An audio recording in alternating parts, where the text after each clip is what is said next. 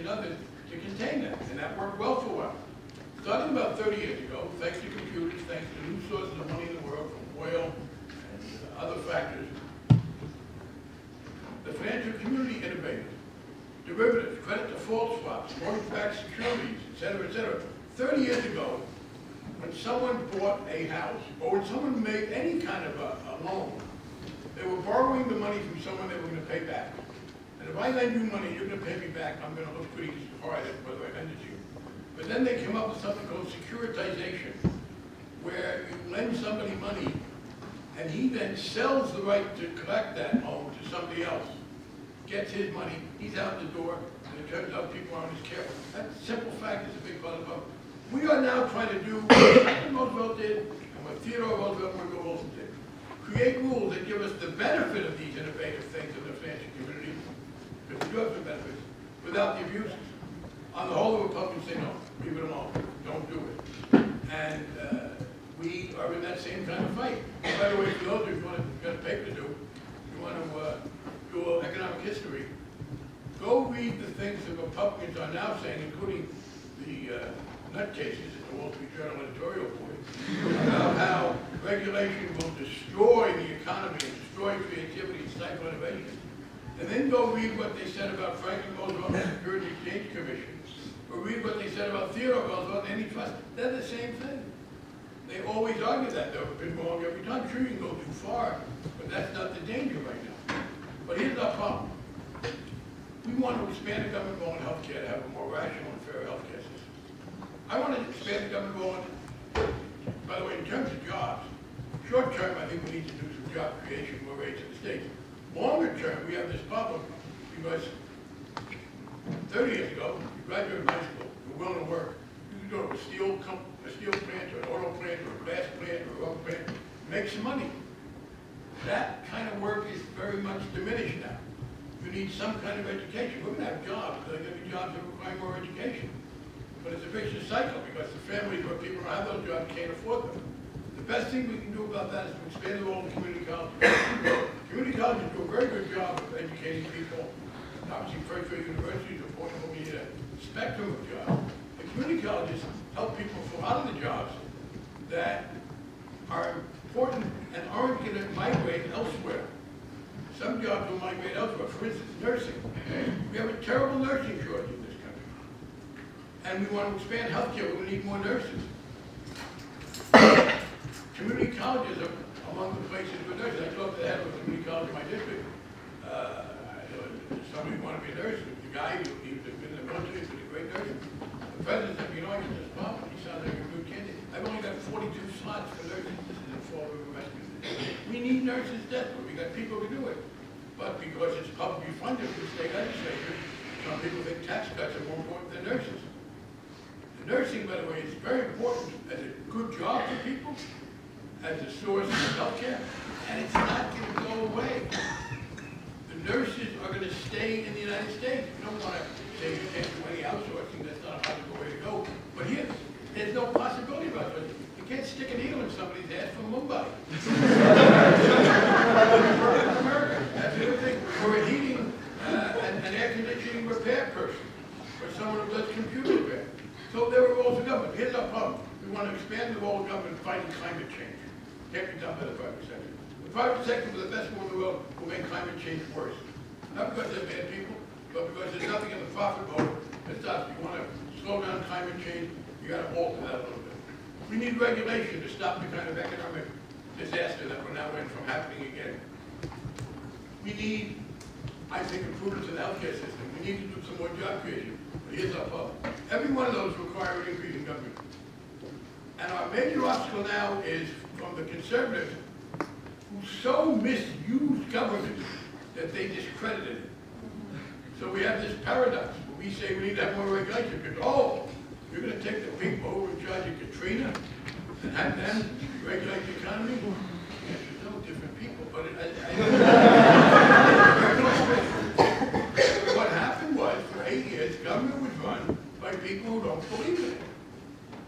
And you generally don't get good results from people who don't believe in what they're doing. I've used the analogy that putting those people in charge of responding to the terrible economic needs of the hurricane, don't tell me there was any substitute for government in responding to the terrible disaster visited on the poor people in New Orleans and everybody in New Orleans. Of course you need the government.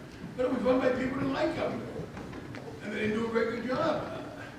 I made an analogy that putting those people in charge of the government would be like making me the chief judge in the Miss America contest. That would come naturally to me.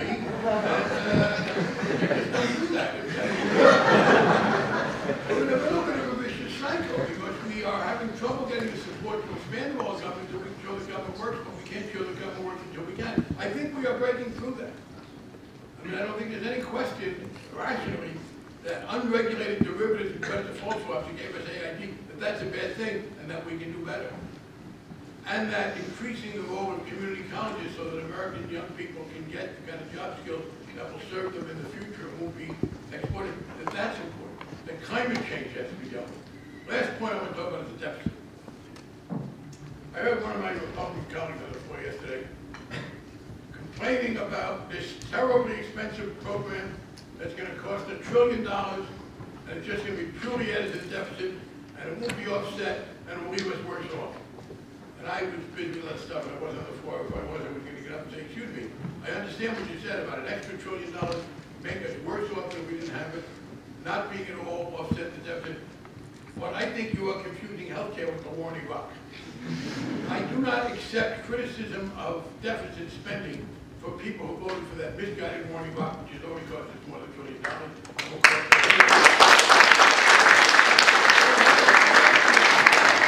And who want to build military weapons that we don't need.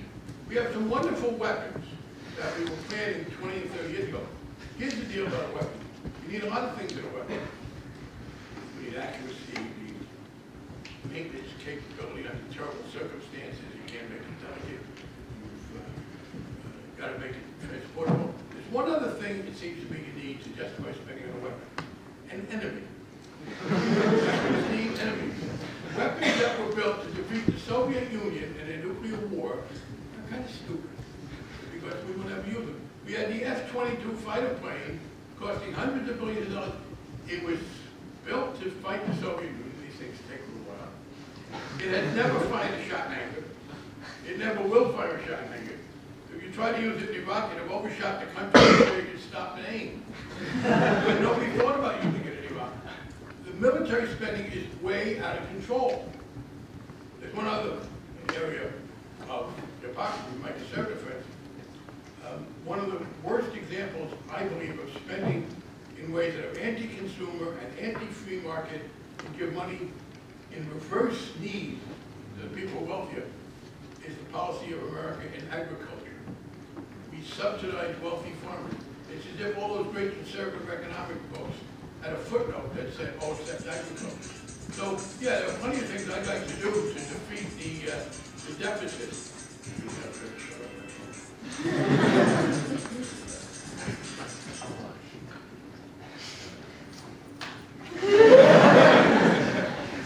But the hypocrisy of the Republicans is overwhelming. And that includes some taxation. The House bill that we passed has a surtax on incomes above $1 million. It's above $1 million. That is that part of your income above $1 million. Here's a great paradox. We have people say, how dare you raise taxes? And by the way, what about those bonuses at Goldman Sachs? Well, let's tax them. I want to stop them, but let's do something about taxation. The fact is that you can't logically complain about hundreds of billions of dollars going out there in excessive. You can't go out there and complain logically about this extra high salary and then say, well, let's not do anything about it. Taxing, increasing taxes on incomes over $1 million. That doesn't mean you tax every dollar a millionaire makes. The first million stays at the old rate. It means you tax income above $1 million. That's one way to reduce deficit. Getting out of Iraq right away instead of standing at a referee a fight between the Kurds and the Arabs is another way. And as far as Afghanistan is concerned, the argument one way or the other, but I would tell this people, unless they're prepared to raise some taxes on the wealthy to pay for that war, we can't afford it. More Americans, in my judgment, will be put at risk if we have to lay off cops to pay for the war in Afghanistan than will be saved if we go there. And if when Bill Clinton was coming out of office, Alan Greenspan, I'll close with this, was worried because under the policies of Clinton and the Republican Congress, we were not only had reduced the annual deficit to zero, we were generating surpluses. And Greenspan was afraid, go back, go paper,